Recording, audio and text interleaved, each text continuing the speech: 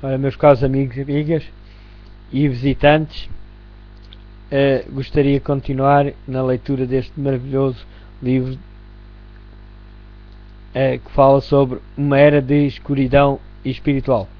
O apóstolo Paulo, na sua segunda carta aos Tessalonicenses, predisse a grande apostasia que teria como resultado o estabelecimento do poder papal. Declarou que o dia de Cristo não viria enquanto se não tiver dado a revolta final e não tiver aparecido aquele que é rebeldia em pessoa e está destinado à perdição, e o que se revolta com todas as coisas e se coloca acima de tudo o que os homens consideram divino ou sagrado. Chegará mesmo a tomar posse do templo de Deus e apresentando-se a si mesmo como Deus. 2 Tessalonicenses, capítulo 2, versículo 3 e 4. E ainda mais o apóstolo adverte os seus irmãos de que as forças misteriosas do mal já estão em ativo. 2 Tessalonicenses, capítulo 2, versículo 7. Mesmo naqueles primeiros tempos, ele viu erros a insinuar-se na igreja que preparariam caminho para o desenvolvimento do papado. Pouco a pouco, a princípio furtiva e silenciosamente, e depois mais às claras, à medida que crescia em força e conquistava o domínio da mente das pessoas, o mistério da iniquidade levou ao avanço a sua obra de enganos e blasfémias. Quase imperceptivelmente os costumes do paganismo entraram na igreja cristã. O espírito de compromisso em concordância tinha sido contido durante algum tempo, em consequência das terríveis perseguições que a igreja suportou sob o paganismo. Mas como a perseguição cessou e o cristianismo entrou nas cortes e palácios dos reis, este trocou a humilde simplicidade de Cristo e dos seus apóstolos pela pompa e pelo orgulho dos sacerdotes e governantes pagãos. E em lugar das exigências de Deus, ele colocou teorias e tradições humanas. A conversão nominal de Constantino na primeira parte do século IV causou grande alegria, e o mundanismo, sob a capa de uma aparência de justiça, introduziu-se na igreja. A obra de corrupção progredia rapidamente.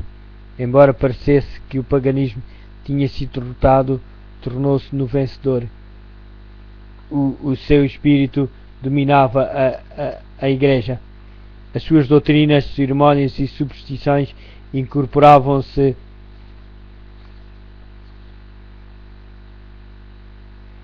na fé e no culto dos que se diziam seguidores de Cristo. Este compromisso entre o paganismo e o cristianismo teve como resultado o desenvolvimento do homem do pecado. Predito na profecia como opondo-se a Deus e exaltando-se sobre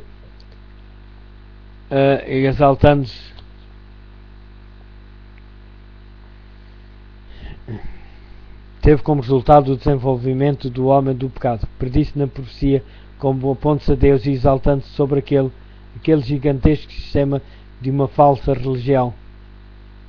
E é a obra-prima do poder de Satanás, monumento aos seus esforços para se sentar no trono e governar a terra segundo a sua vontade. Certa vez Satanás tentou estabelecer o compromisso com Cristo, aproximando-se do Filho de Deus no deserto da tentação e mostrando-lhe todos os reinos do mundo e a sua glória. Ofereceu-se para entregar tudo nas mãos. Para isso bastava que ele reconhecesse a supremacia do príncipe das trevas. Cristo repreendeu o pretensioso tentador e obrigou a retirar-se. Mas Satanás consegue um êxito maior ao apresentar as mesmas tentações ao homem para conseguir vantagens e honras mundanas. A Igreja foi levada a procurar o favor e o apoio dos grandes homens da terra, e tendo assim rejeitado Cristo, foi levado a obedecer ao representante de Satanás, o bispo de Roma. Uma das principais doutrinas do catolicismo é que o Papa é a cabeça visível da Igreja Universal de Cristo, investido de uma suprema autoridade sobre os bispos e pastores em todas as partes do mundo. Mais do que isto, têm-lhe sido dados os títulos da própria divindade. Tem sido intitulado Senhor Deus, o Papa, e foi declarado infalível. Exige a homenagem de todos os homens, a mesma pretensão alegada por Satanás no deserto da tentação. Ainda é pretendida por ele através da Igreja de Roma, e um grande número de pessoas estará pronto para lhe prestar homenagem. Mas os que temem e reverenciam Deus enfrentam esta audaciosa presunção, do mesmo modo como Cristo enfrentou as solicitações do insidioso adversário. Adorarás o Senhor teu Deus e só a Ele prestarás culto. Lucas capítulo 4, versículo 8. Deus jamais deu na sua palavra a mínima sugestão de que tivesse designado algum homem para ser a cabeça da Igreja. A doutrina da supremacia papal opõe-se diretamente aos ensinos das Escrituras Sagradas. O Papa não pode ter poder algum sobre a Igreja de Cristo, a não ser por usurpação. Os romanistas têm persistido em acusar os protestantes de heresia e voluntária separação da Igreja verdadeira. Estas acusações, porém, aplicam-se antes a eles próprios. Foram eles que depuseram a bandeira de Cristo e se afastaram da fé, confiada aos crentes de uma vez para sempre. Está no livro de Judas, capítulo 3, no Novo Testamento. Satanás bem sabia que as Sagradas Escrituras tornariam os homens capazes de discernir os seus enganos e resistir ao seu poder. Foi pela palavra que o Salvador do mundo resistiu aos seus ataques. Em cada assalto, Cristo apresentou o escudo da verdade eterna, dizendo: está escrito. A cada sugestão do adversário opunha a sabedoria e o poder da palavra. Para Satanás poder conservar o seu domínio sobre os homens e estabelecer a autoridade humana, deveria mantê-los na ignorância das Escrituras. A Bíblia exaltaria Deus e colocaria o homem finito na sua verdadeira posição. Portanto, as suas sagradas verdades deveriam ser discernidas e suprimidas. Esta lógica foi adotada pela Igreja de Roma. Durante séculos, a circulação das Escrituras foi proibida. Era vedada ao povo lê-la ou tê-la em casa, e sacerdotes e bispos, sem escrúpulos, interpretavam os seus ensinos de modo a favorecerem os seus objetivos. Deste modo, o chefe da Igreja veio a ser reconhecido como o vigário de Deus na terra, quase universalmente dotado de autoridade sobre a Igreja e o Estado. Depois de removido o seu único obstáculo que podia revelar o erro, as Escrituras, Satanás agiu livremente. A profecia tinha declarado que o papado havia de cuidar em mudar os tempos e a lei. Daniel, capítulo 7, versículo 25. Para cumprir esta obra não foi vagarosa, com o objetivo de proporcionar aos pagãos convertidos algo que substituísse a adoração de ídolos e promover assim a sua aceitação nominal do cristianismo. Foi introduzido no culto cristão gradualmente a adoração das imagens e relíquias. O decreto do Concílio Geral estabeleceu por fim esse sistema de idolatria. Para completar esta obra sacrilega, Roma pretendeu eliminar da lei de Deus o segundo mandamento, que proíbe o culto das imagens, e dividir o 10º mandamento para poder conservar o seu número. Este espírito de concessão ao paganismo abriu caminho para um desrespeito ainda maior pela autoridade do céu. Satanás, agindo por meio de dirigentes da Igreja não consagrados, intervir também com o quarto mandamento e tentou pôr de lado o antigo sábado, o dia que Deus tinha abençoado e santificado. Gênesis capítulo 2, versículos 2 e 3. Exaltando em seu lugar a festa observada pelos pagãos como o venerável dia do sol, esta mudança não foi a princípio tentada abertamente. Nos primeiros séculos, o verdadeiro sábado foi guardado por todos os cristãos. Estes eram ansiosos em honrar a Deus e crendo que a sua lei é imutável. Preservavam zelosamente a santidade dos seus preceitos, mas com grande subtileza Satanás atuava através dos seus agentes para atingir o seu objetivo, para poder chamar a atenção do povo para o domingo. Este tornou-se uma festa em honra da ressurreição de Cristo. Realizavam-se atos religiosos durante ele. Era, porém, considerado como dia de recreação, continuando ainda o sábado a ser observado como dia santo. Para preparar o caminho para a obra que queria realizar, Satanás tinha levado os judeus, antes da vinda de Cristo, a sobrecarregarem o sábado com as mais rigorosas imposições, tomando a sua observância num fardo.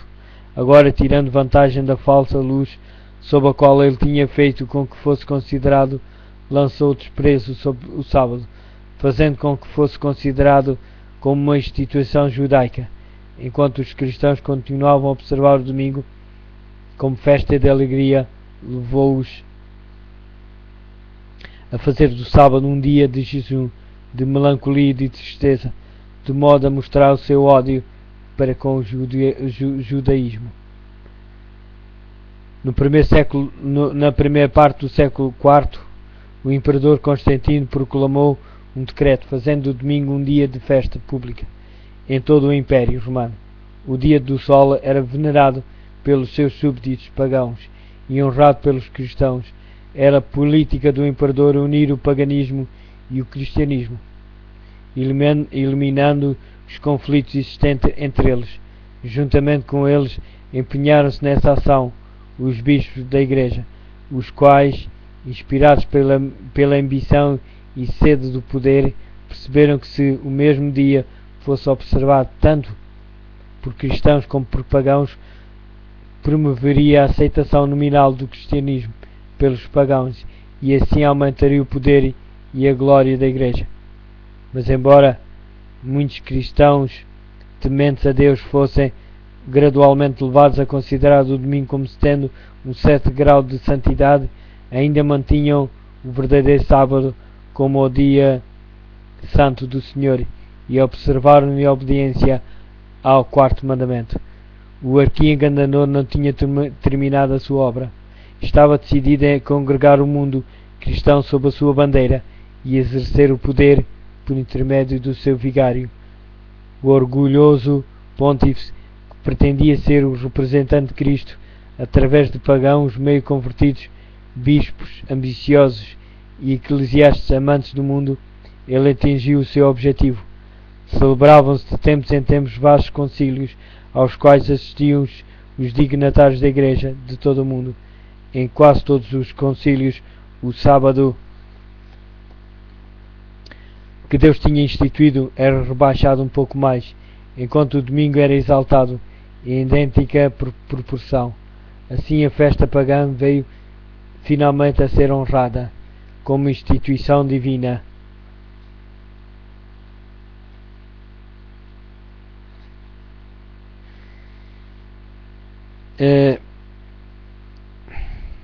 Um pouco mais enquanto o domingo era exaltado em idêntica proporção. Assim, a festa pagã veio finalmente a ser honrada como instituição divina, ao mesmo tempo que se declarava que o sábado bíblico era uma relíquia do judaísmo, amaldiçoando-se os seus observadores. O grande apóstata tinha conseguido exaltar-se acima de tudo o que os homens consideram divino ou sagrado. Está na 2 Tessalonicenses, capítulo 2, versículo 4, no Novo Testamento. tinha até chegado a mudar o único preceito da lei divina que inequivocamente indica a toda a humanidade o Deus vivo e verdadeiro. No quarto mandamento, Deus é revelado como o Criador do céu e da terra, e por isso distingue-se de todos os falsos deuses.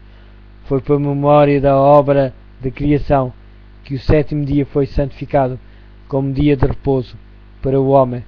Destinava-se a conservar sempre diante da mente humana o Deus vivo como a fonte de todo o ser e objeto de reverência e culto.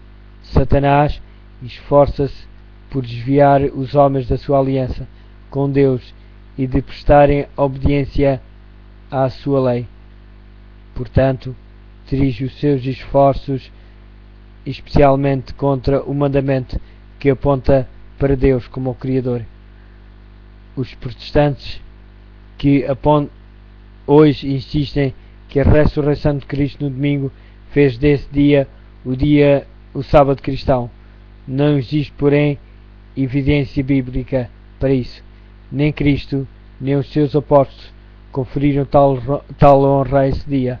A observância do domingo como instituição cristã teve origem nas forças misteriosas do mal. 2 Tessalonicenses capítulo 2, versículo 7, que já no templo de Paulo tinha começado a sua obra. Onde e quando é que o Senhor adotou este filho do papado? Que razão válida se poderá dar para uma mudança que as Escrituras não sancionam? No século VI, o papado estabeleceu-se solidamente, fixou-se a sede do seu poder na cidade imperial e foi declarado que o bispo de Roma era a cabeça de toda a Igreja. O paganismo cedeu lugar ao papado. O dragão dera à besta o seu poder, o seu trono e a sua grande autoridade. Apocalipse, capítulo 13, versículo 2. E começaram então os 1260 anos da opressão papal, perdidos nas profecias de Daniel e Apocalipse. Em Daniel capítulo 7, versículo 25. Daniel é no Antigo Testamento. Apocalipse no Novo Testamento, o último livro da Bíblia, é no capítulo 13, versículo 5 a 7. Os cristãos foram obrigados a optar entre renunciar à sua integridade e aceitar as cerimónias e cultos papais, ou passar a vida nas prisões a sofrer a morte com instrumentos de tortura pela fogueira ou pelo machado do carrasco. Cumpriam-se as palavras de Jesus: serão atraiçoados pelos próprios pais, irmãos, parentes e amigos, e alguns serão mesmo levados à morte. Vão ser odiados por toda a gente por minha causa. Está em Lucas capítulo 21, versículos 16 e 17. Desencadeou-se a perseguição sobre os fiéis com uma fúria maior do que nunca, e o mundo tornou-se num vasto campo de batalha. Durante séculos a Igreja de Cristo encontrou refúgio no isolamento e na obscuridade. Assim diz o profeta: a mulher fugiu para o deserto, para um lugar que Deus lhe tinha preparado, a fim de aí ser alimentada durante 1260 dias. Apocalipse capítulo 12, versículo 6. O acesso da Igreja de Roma ao poder assinalou o início da escura Idade Média. Quanto mais crescia o seu poder, mais as trevas se adensavam. A fé foi transferida de Cristo, o verdadeiro fundamento, para o Papa, em Roma. Em vez de confiar no Filho de Deus para o perdão dos pecados e para a salvação eterna, o povo olhava para o Papa e para os sacerdotes e bispos, em que ele delegava autoridade. Ensinava-se que o Papa era o seu mediador terrestre e que ninguém podia aproximar-se de Deus senão por seu intermédio, e mais ainda, que ele estava para eles em lugar de Deus e que deveria, portanto, ser implicitamente obedecido. Um desvio das suas decisões era motivo suficiente para se aplicar a mais severa punição ao corpo e à alma. Ofensores Assim a mente do povo era desviada de Deus para homens falíveis e cruéis, e mais ainda para o próprio príncipe das trevas, que exercia o seu poder por intermédio. O pecado disfarçava-se sob o manto da santidade. Quando as Escrituras são suprimidas e o homem olha para si mesmo como supremo, só podemos esperar fraudes, enganos e aviltantes iniquidades. Ao elevar as leis e tradições humanas, percebeu-se a corrupção que resulta sempre ao pôr de lado a lei de Deus. Foi uma altura de grande perigo para a Igreja de Cristo. Os fiéis porta-estandartes eram na verdade poucos, embora a verdade não fosse deixada sem testemunhas. Parecia por vezes que o erro e a superstição prevaleciam completamente e a verdadeira religião seria banida da terra.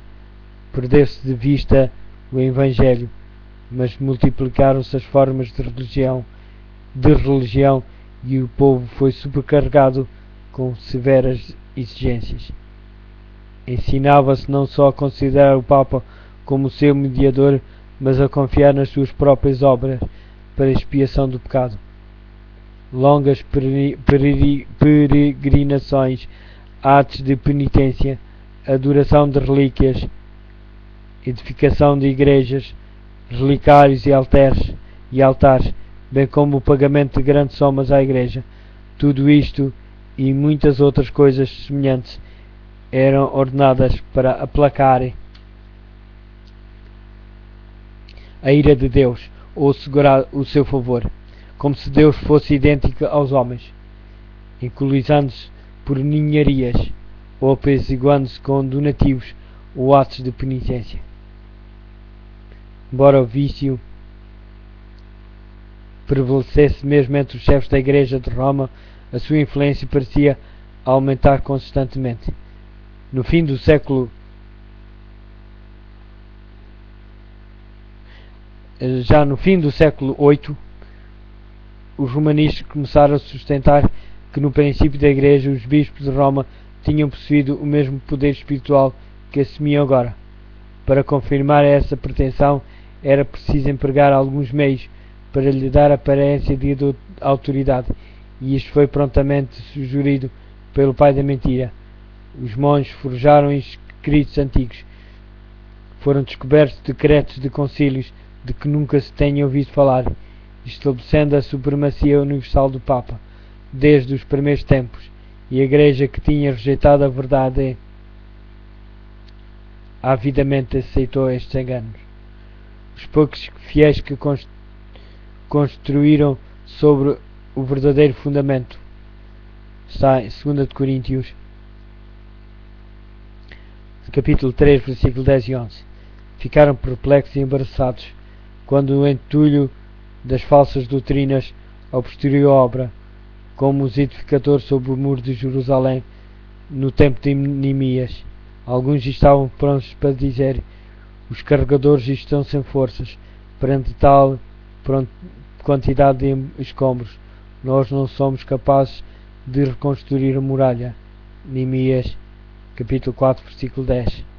Cansados da constante luta contra a perseguição, a fraude, a iniquidade e todos os outros obstáculos que Satanás tinha sido capaz de inventar para deter o seu progresso, muitos dos fiéis edificadores desanimaram e, por amor à paz e à segurança da sua propriedade e da sua vida, desviaram-se do verdadeiro fundamento.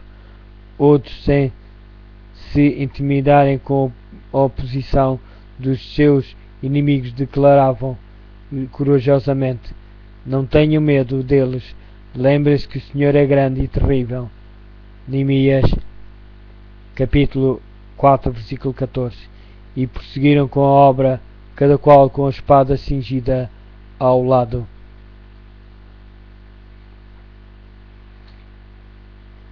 O mesmo espírito de ódio e oposição à verdade tem inspirado os inimigos de Deus em todos os tempos, e a mesma vigilância e fidelidade tem sido exigida dos seus servos. As palavras de Cristo aos primeiros discípulos aplicam-se aos seus seguidores até ao final do tempo. Aquilo que vos digo, digo a todos, e estejam bem atentos. As trevas pareciam tornar-se mais densas. Generalizou-se a adoração das imagens. Acendiam-se velas perante imagens e eram-lhe dirigidas orações. Prevaleciam os costumes mais absurdos e supersticiosos. O espírito dos homens era a tal ponto dirigida pela superstição que parecia terem perdido o domínio da própria razão. Enquanto os sacerdotes e bispos se entregavam a prazeres sensuais e corruptos, só se poderia esperar que o povo que os tinha como guias mergulhasse na ignorância e no vício. Foi dado outro passo na pretensão papal, quando o Papa Gregório VII, no século XI, proclamou a perfeição da Igreja de Roma. Entre as propostas por ele apresentadas havia uma que declarava que a Igreja nunca tinha errado, nem jamais erraria, segundo as Escrituras, mas as provas escriturísticas não acompanhavam a afirmação. O altivo pontífice também pretendia ter o poder de depor imperadores e declarou que nenhuma sentença que pronunciasse poderia ser revogada por quem quer que fosse, embora ele tivesse a prerrogativa de revogar as decisões de todos os outros. Uma impressionante ilustração do caráter tirânico do Papa Gregório VII é-nos apresentada no modo como tratou o imperador alemão Henrique IV. Por ter pensado que poderia desprezar a autoridade do Papa, este monarca foi excomungado e destronado, aterrorizado pelo abandono e pela ameaça dos seus próprios príncipes, que por ordem do Papa eram incentivados a revoltar-se contra ele. Henrique sentiu a necessidade de fazer espaços com Roma, em companhia da sua mulher e de um servo fiel. Atravessou os Alpes em pleno inverno para se molhar diante do Papa. Quando chegou ao castelo para onde Gregório se tinha retirado, foi conduzido sem os seus guardas a um pátio exterior, e ali, no rigoroso frio do inverno, com a cabeça descoberta, descalço e pobremente vestido, esperou a permissão do Papa para ir à sua presença. O pontífice não se dignou conceder-lhe o perdão, senão depois de ele ter permanecido 3 dias a jejuar e a fazer confissão. Mas o perdão foi concedido apenas com a condição de que o imperador devia esperar a aprovação do Papa antes de reassumir os seus atributos ou exercer o poder da realeza. E Gregório, envaidecido com o seu triunfo, gabava-se de que era seu dever abater o orgulho dos reis. Como é notável contraste entre o orgulho deste altivo pontífice e a mansidão e a simpatia de Cristo, que se representa a si mesmo, batendo à porta do coração, pedindo para ser ali admitido, para poder entrar e levar perdão e paz, e que ensinou aos seus discípulos: aquele que quiser ser o maior, o mais importante, seja como um criado. Mateus, capítulo 20, versículo 27. Os séculos que seguiram testemunharam um aumento constante dos erros nas doutrinas procedentes de Roma. Mesmo antes do estabelecimento do papado, os ensinos dos filósofos pagãos tinham sido apreciados e exerceram sua influência na Igreja. Muitos dos que se diziam convertidos ainda se apegavam aos dogmas da sua filosofia pagã, e não só continuaram a estudá-la, mas ensinavam-na a outros, como meio de estender a sua influência entre os pagãos, e assim foram introduzidos erros graves na fé cristã.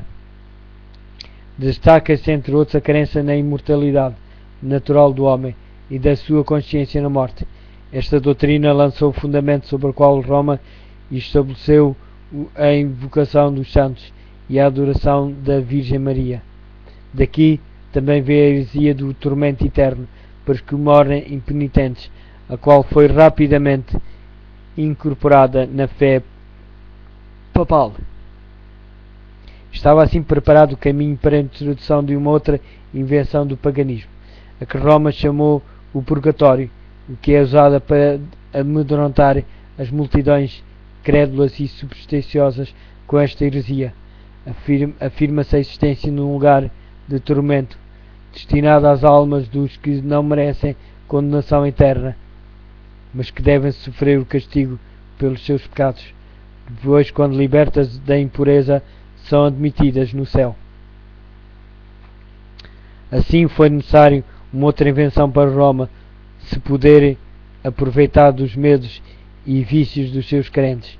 Esta foi suprida pela doutrina das indulgências, completa remissão dos pecados passados, presentes e futuros, e libertação de todas as dores e castigos que os pecados trazem, eram prometidas a todos os que se alistassem nas guerras do Pontífice para estender o seu domínio temporal, castigar os seus inimigos e exterminar os que ousassem negar a sua supremacia espiritual. Ensinava-se também ao povo que, pelo pagamento de dinheiro à Igreja, podia-se livrar dos pecados e igualmente libertar as almas dos seus amigos falecidos que estivessem condenados às chamas atormentadoras. Através destes meios, Roma encheu os seus cofres e sustentou a pompa, o luxo e os vícios dos pretensos representantes daquele que não tinha onde reclinar a cabeça. A ordem bíblica da ceia do Senhor fora substituída pelo idólico sacrifício da missa. Os sacerdotes papais pretendiam, mediante esse disfarce destituído de sentido, converter o simples pão e vinho no verdadeiro corpo e sangue de Cristo. Com blasfema presunção, pretendiam abertamente ter o poder de criar em Deus, o Criador de todas as coisas. Ao cristão exigia sob pena de morte que confessassem a sua fé nesta heresia horrível que insulta o céu. Multidões que se recusaram a fazê-lo foram entregues às chamas. No século XIII foi estabelecido a mais terrível de todas as armadilhas do papado, a Inquisição. O príncipe das trevas trabalhava com os dirigentes da hierarquia papal. Nos seus concílios secretos, Satanás e os seus anjos dirigiam a mente de homens maus, enquanto invisíveis entre eles estava um anjo de Deus, fazendo o tremendo relatório dos seus iníquos decretos e escrevendo a história de ações demasiado horríveis para ser desvendadas ao olhar humano. A grande Babilónia estava embriagada com o sangue dos santos. Os corpos mutilados de milhões de mártires pediam a Deus vingança contra o poder apóstata. O papado tornou-se na desposta do mundo. Reis e imperadores curvavam-se aos decretos do pontífice romano. O destino dos homens, tanto temporal como eterno, parecia estar sob o seu domínio. Durante séculos, as doutrinas de Roma tinham sido extensas e implicitamente recebidas. Os seus ritos reverentemente praticados, as suas festas de uma forma geral observados. O seu clero era honrado e liberalmente mantido. Nunca a Igreja de Roma atingiu maior dignidade, magnificência ou poder. Mas o meio-dia do papado foi a meia-noite do mundo. As Sagradas Escrituras eram quase desconhecidas, não só pelo povo, mas também pelos sacerdotes. Como os fariseus de outrora, os dirigentes papais odiavam a luz que revelaria os seus pecados. Uma vez removida a lei de Deus, a norma de justiça, eles exerciam poder sem limites e praticavam os vícios sem restrições. Prevaleciam a fraude, a avareza, a libertinagem. Os homens não recuavam perante nenhum crime. com o qual pudessem adquirir riqueza ou posição. Os palácios dos papas e bispos eram cenários da mais devassidão. Alguns dos pontífices reinantes eram acusados de crimes tão revoltantes que os governadores seculares se esforçavam por depor estes dirigentes da Igreja, como monstros demasiado vis para serem tolerados. Durante séculos, a Europa não fez progresso no saber, nas artes ou na civilização. Uma paralisia moral e intelectual tinha caído sobre a cristandade. A condição do mundo sob o poder romano apresentava o cumprimento terrível e surpreendente das palavras do profeta Oseias: o meu povo foi destruído porque lhe faltou conhecimento, porque tu rejeitaste o conhecimento, também eu te rejeitarei, visto que te esqueceste da lei do teu Deus, também eu me esquecerei dos teus filhos. Oseias, capítulo 4, versículo 6. Não há verdade, nem benignidade, nem conhecimento de Deus na terra. Só prevalecem o perjurar e o mentir, e o matar e o furtar e o adulterar, e há homicídios sobre homicídios. Oseias, capítulo 4, versículo 1 e 2. Foram estes os resultados de ter saído banido a palavra de Deus. Capítulo 2. Uma era de escuridão e espiritual. Uma era de escuridão e espiritual.